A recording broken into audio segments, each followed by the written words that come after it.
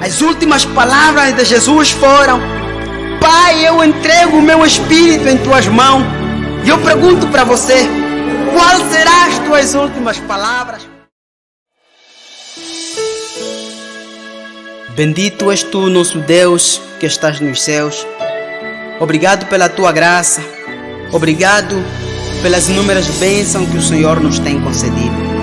A estas horas, ao abrirmos a tua palavra, que os nossos corações estejam abertos para ouvir a sua voz, segundo a sua vontade. No nome de Jesus, amém. Amém. Amados, na época quando apareceu o nosso Senhor Jesus Cristo, as pessoas não estavam preparadas. Tudo porque durante um período aproximadamente de 400 anos, os judeus, eles estavam profundamente influenciados pela filosofia grega. E durante 4.000 anos, eles aguardavam pelo Messias. Eles esperavam um Messias que iria nascer no trono, a fim de ter um conflito bélico contra os romanos. As expectativas foram frustradas quando o Messias nasceu numa família pobre e humilde. Então os líderes procuraram forma de condenar Jesus. O levaram ao tribunal. Primeiramente o levaram ao tribunal de Anás. Nesta altura, Anás já estava na reforma. Como ele era um homem de influência, um homem de grande experiência, a multidão decidiu levá-lo antes de levar a ceifa. Por isso, meus queridos irmãos, nesta manhã, estaremos a falar das últimas palavras. Quero convidá-lo a lermos a passagem bíblica no livro de Lucas, capítulo 23, do verso 44 a 46. Diz assim a palavra de Deus: Já era quase a hora sexta, escurecendo-se o sol, houve treva por toda a terra até a hora nona, e rasgou-se pelo meio o véu do santuário. Então Jesus clamou em alta voz: Pai, nas tuas mãos entrego o meu espírito. E dito isso, expirou. Palavra do Senhor.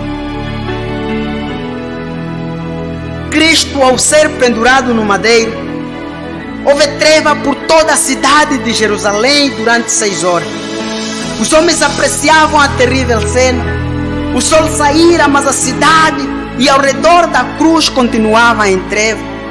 Sacerdotes e príncipes olhavam em direção de Jerusalém. És uma nuvem negra que pousava sobre a cidade e sobre as planícies da Judeia. De repente, em tons claros como de trombeta, tons que pareciam ressoar por toda a vasta criação, bradou Jesus: Está consumado. Pai, nas tuas mãos entrego o meu espírito. Uma luz envolveu a cruz e o rosto do Salvador brilhou. Em meio à horrível escuridão, aparentemente abandonado por Deus, sofrerá Cristo as piores consequências da miséria humana. Jamais testemunhara a terra alguma coisa assim. A multidão permanecia paralisada, os seus olhos fixos no Salvador. Um grande ruído como de forte trovão se fez ouvir. Seguiu-se um violento terremoto. Partiram-se ao meio as rochas das montanhas vizinhas. Abriram-se os sepulcros, sendo os mortos tirados da cova para fora. Neste momento, os irmãos, sacerdotes, príncipes, soldados e o povo em geral estavam mudos de terror e ficaram prostrados por terra. Ao dizer Cristo está consumado, o sacerdote estava a realizar o serviço no santuário. O texto bíblico diz que houve treva desde a hora sexta até a hora nona. A hora sexta que corresponde às 12 horas e a hora nona às 15 horas. Então, era comum o sacerdote realizar 2 sacrifícios, de manhã e de tarde. Exatamente no sacrifício da tarde, o sacerdote levava cordeiro para ser morto. E esse cordeiro representava Jesus amado. O sacerdote com a faca na mão, pronto para degolar o pobre animal. E um grande ruído é ouvido. E uma mão invisível rasgou o véu do santuário, de alto a baixo. E de repente o cordeiro escapou do sacerdote. Tudo porque o verdadeiro cordeiro que tira o pecado do homem no mundo, irmãos, estava a ser morto. Com o véu rasgado, as pessoas agora poderiam ver o caminho, que só o sumo sacerdote poderia trilhar. O que os homens não sabiam, meus queridos irmãos, é que naquele dia Deus estava a trilhar um novo caminho para cada um de nós. As últimas palavras de Jesus foram: Pai, eu entrego o meu espírito em tuas mãos. E eu pergunto para você, qual serão as tuas últimas palavras? Quando o anjo do Senhor dizer que não há mais tempo, na beira da morte, qual serão as tuas últimas palavras? Saibamos, meus queridos irmãos, que as últimas palavras de Cristo foi exatamente o que Ele viveu aqui na terra.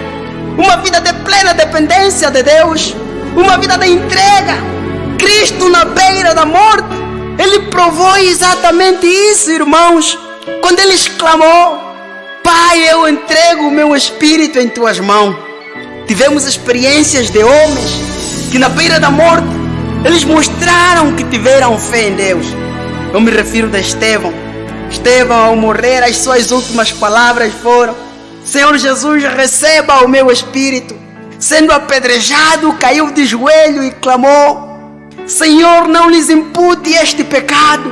Estevão viveu uma vida de plena dependência de Deus. E durante a sua vida ele colocou em prática todos os ensinamentos de Jesus.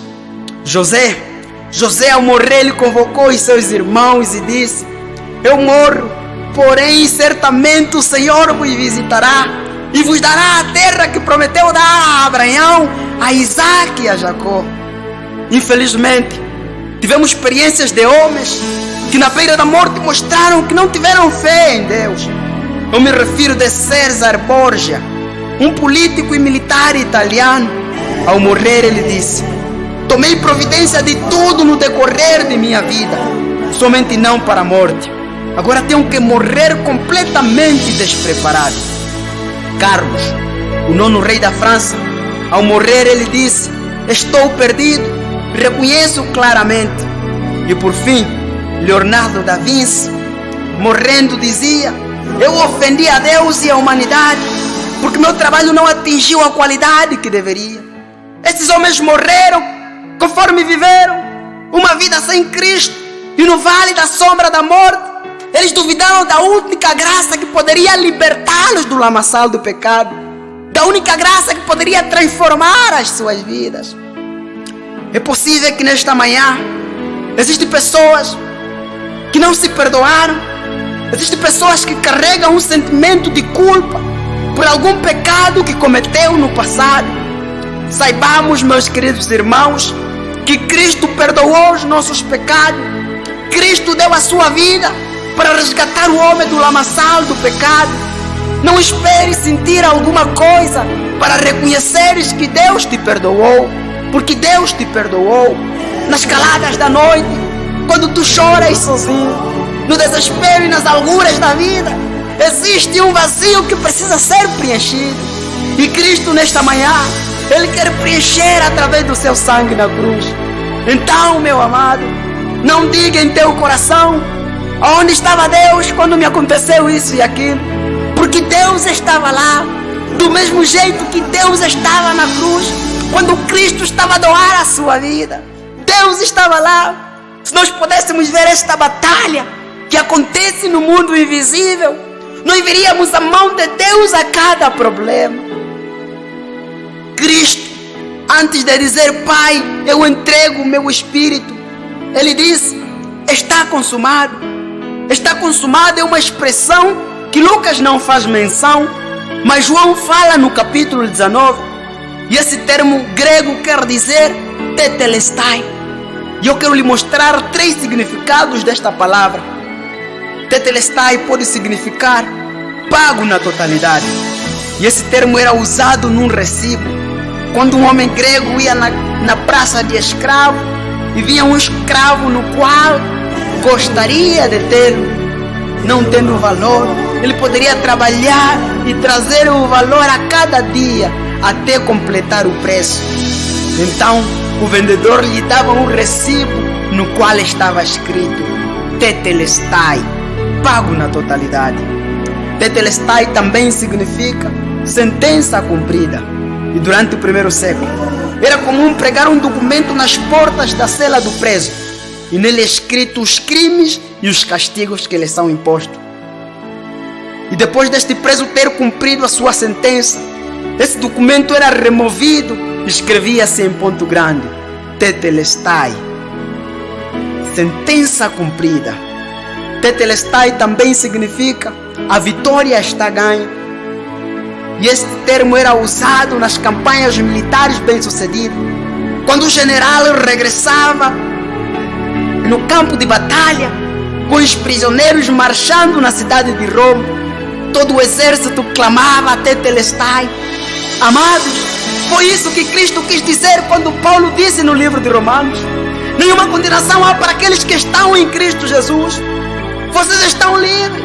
Eu já paguei o preço. Eu já sofri por você. Cristo amado venceu a batalha que nós temos passado.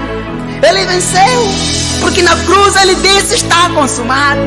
Ele disse Tetelestai. Ele disse sentença cumprida. Ele disse pago na totalidade. Ele disse que a vitória está ganha.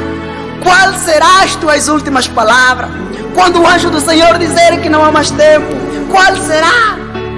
Às vezes, quando me sinto cansado e fraco, eu pego nesse texto e fico me perguntando: qual serão as minhas últimas palavras? Se a minha fé é vacilante, fraca e débil, qual serão as minhas últimas palavras? Se é momento que sinto medo da morte, qual serão as minhas últimas palavras? Se é momento que os meus pensamentos são impuros, qual será? Amados, Cristo pagou o preço na cruz. Cristo doou a sua vida para resgatar o homem. Que amor maravilhoso! Deus da segunda chance é esse, que nos dá uma oportunidade, que nos dá uma chance de sermos uma nova criatura em Cristo Jesus. Por isso eu não vou me cansar de apelar. Aí onde você estiver, abra o teu coração para Deus. Diga: Senhor, por favor, me ajuda para que as minhas últimas palavras possam ser exatamente o que eu vivi. Uma vida de plena dependência, uma vida de entrega a Deus, uma vida de fé e esperança. Que essa seja a vontade de cada um de nós, e que o Senhor possa te abençoar dia após dia, em nome de Jesus. Senhor, amém. Amém. Tua bondade me salva do caminho das pedras, Tua mão me livra.